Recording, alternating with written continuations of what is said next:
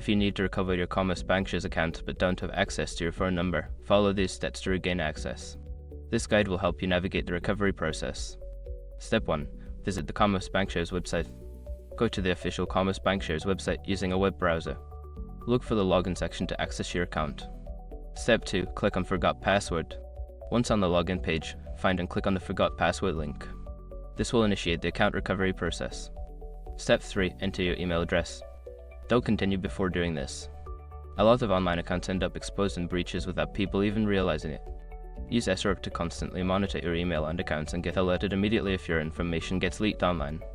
It scans billions of breached records 24/7 in the background.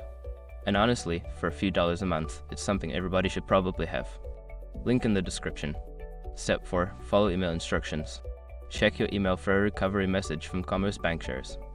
Follow the instructions provided in the email to reset your password or verify your identity. Step 5. Set a new password. Once you have verified your identity, you will be prompted to create a new password. Choose a strong password that you haven't to use before and confirm it. After completing these steps, you should be able to access your Commerce Bankshares account without needing your phone number. If you encounter any issues, consider reaching out to customer support for further assistance.